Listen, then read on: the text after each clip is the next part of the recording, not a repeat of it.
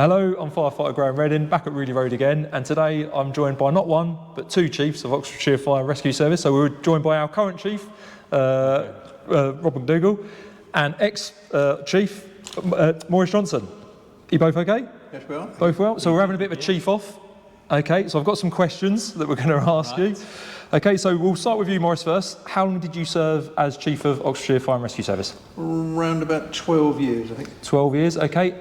Current Chief, how long have you currently served as Chief? I was going to say, as far as I'm aware, I've still got my job, so surely I can't answer that question, but it's been 4 years today. 4 years so far. Yeah. Well, you've still got a bit of catching up to do. Well, 4 years so far, yeah. At this point.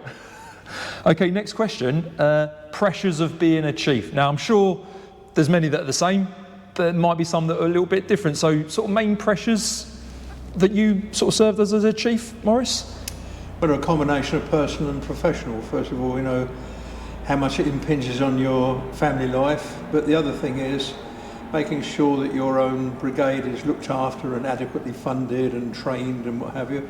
And having care for the personnel that's in it all adds sequentially to the problem of being the chief, because you can't command somewhere without having care for the organisation and the people in it. And I'm guessing that's probably very similar to... Yeah, no, it's very similar, isn't it? I think that given the current challenges we have around the public sector, it's about making sure that, you know, we look after the people in the organisation, we look after the organisation, and we can continue to deliver the great service that we do. Yeah, and I mean, at this level, I mean, perhaps jobs that firefighters were going to, you know, sort of 30 years ago are probably a little bit different, sort of more fires, maybe less RTCs, whereas now we're going to maybe more RTCs, less fires because of fire prevention. But at your level, at the chief level, really, exactly what you've just said, it's looking after the team and the money that's coming in, really. I suppose it's what it boils down to. I think the broader piece around, I think the incidents that we're asking firefighters to go to is changing. Think about affecting entry, some of the work we do around safeguarding as well. I think that's always developing, and that's one of our key challenges, is getting that right. And, you know, we know that during the pandemic we saw what we could do around supporting the ambulance service and the challenges they face. So again, there is that conversation continuing about what that looks like, how do we make sure that gives us adequate funding, which goes on to fund the service, goes to fund individuals in providing that broader service to society. Yeah, okay. So next question, what made you want to become Chief, Maurice? Well, I suppose I was a bit frustrated in seeing the service not being able to do the things that I thought it should be able to do. And hey, being a born egotist, I thought that if I got somewhere that could influence it, I could make it do it better. Whether I did or not is for other people to judge, not me. Rob? Yeah, for me it was about, again, wanting to drive the changes and the improvements and seeing that we have, you know, wanting to make sure Oxfordshire Fire Rescue Service continue to be a great service, but also be able to look to the future and some of those frustrations around the bits we need to get done to make sure we really are, you know, set up for the longer term and making sure we can do those. So again, it's very similar. It's that drive to want to change, to make changes, which you can't do at a lower level, but you can have an effect on as you go up the rank. Yeah. Potentially, you can have more of an effect on. And making sure we're making the right improvements for not just the community, but for the people in the organisation. Yeah. So, Maurice, proudest moment as a chief fire officer? Difficult. Probably, you may find this odd, it was the day I retired. Okay. Because it was held at Killington Station in the appliance bay, you know, so symbolically, you know, I was ejected from the place that I turned out from, you know, as a working firefighter. And I was humbled by the number of people that turned up. And in fact, only about, this makes you realise how long ago it was, only about 6 months ago, when tidying up some shelves in my front room, at the back of some books, I found a VHS tape. You know what they are? Yeah, I do. Oh, Dave's told me all about them. You're older than you look, or something. But I found a VHS tape of my retirement, and that was quite amazing, yes. I think, wasn't looking back with ego, it just was, I felt, as a chief obviously does, you know, just a sort of a quiet satisfaction.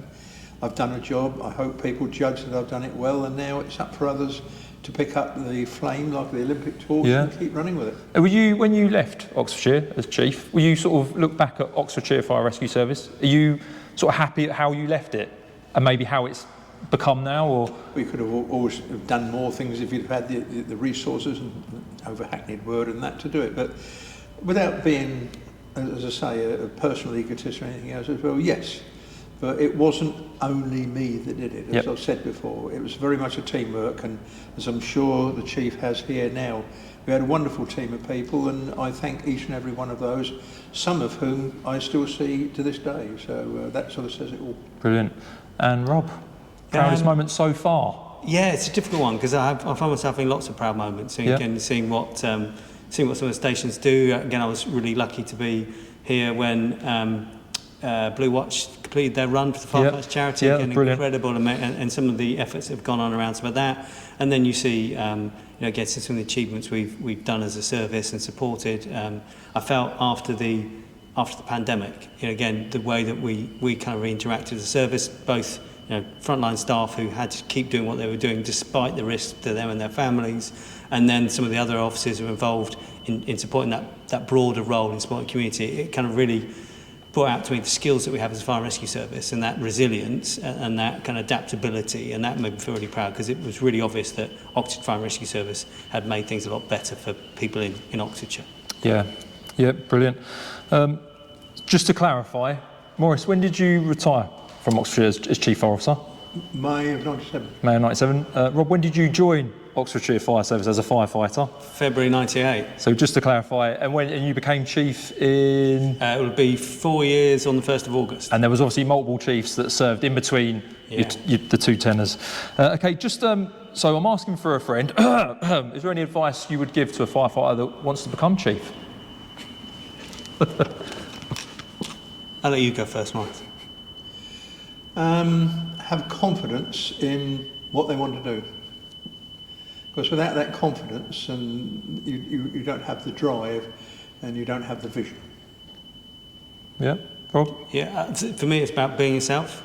And actually, somebody said to me a long while ago, they said, if you go for a job and you pretend to be something you're not, they give it to you. You get caught out. Then you get caught. Well, if you're not what they want, then, if you're yourself, then they're only to blame. You be very honest with who you are, what you can do, and that clarity of where you want to go. And I think that's the important thing, is just to make sure you've got a strong set of values that can drive you, because sometimes those, you really need to fall back on your values when you get some of those decision making. Yeah. Okay, moving on. Maurice, what do you enjoy about retirement? And what do you enjoy about retirement? And Rob, what will you look forward to in retirement? So we'll start with you, Maurice, first. Well, first of all, the things that I don't enjoy is, as I have said, you miss the people, because this is a people organisation. You don't have that same interplay anymore. But the thing that I do enjoy is you don't have a degree of constant hassle. I mean, the Chief referred to things like budget pressures and things like that, which is with you nearly all the time. Yeah. You are thinking about those things all the time if you've got a sense of responsibility. And when they've gone, then all of a sudden you realise just how much they do impinge on you. You might not realise it at the time, but the Chief, when he comes to retire, he will feel like a balloonist that's just thrown the ballast out. Was it a big relief? In some ways, yes, but in some ways a disappointment. It's a mix of things, it always is. I think you summed it up well when you earlier on we were chatting upstairs, and you said about a stage curtain coming down and then going back up, and that's just explain that to our people that are watching. As I say, when you go to the theatre, at half time, the curtain goes down, the safety curtain goes up, and it goes down again. That little rise I equate to being your retirement function, and then when it comes down, that is the end. It's done. At 23, 59 and 59 seconds, you cease to be the person that you were, and you're now somebody else. You have to embrace that change in a positive way, but you can't help but miss it, and he will. And Rob, what will you miss? What will you miss, and what will you look forward to when you finally do retire, which is a long way off? Which is a long way off, but there is. I think the bit I'm looking forward to is, and I'm very fortunate that. I think the world has changed, and there's far more expectation about maintaining that work-life balance. But there are those occasions where I can't be exactly where I want to be for my family. So I think when I retire, I've still got quite a young family, and even though I've got quite a long way to go, they'll still be relatively young when I retire. So there's that piece around making sure I can be there for them. And I know, again, I'll miss the people in the organisation. Yeah. That's what is here, and those moments of and again. Not wanting to come back to the pandemic, but actually since the pandemic, recognising that connectivity with people And actually, in just like today, coming together and having these conversations, it's kind of really energising to think about where you want to go. And I think that's something I'll miss. Hopefully I'll still have friends to catch up with when I retire, and there'll be a whole new different element. But actually, there's so many exceptional people in this organisation who just want to make a difference to the community, and being involved with that is just such a positive thing to kind of keep your enthusiasm where it needs to be in order to kind of keep momentum with the role. Brilliant. And then my final question, Maurice, have you got any advice from one chief to another chief to pass to Rob? The only thing that I would say is no matter how much the pressure comes upon you, and sometimes you scratch your head and wonder, what am I doing all this for?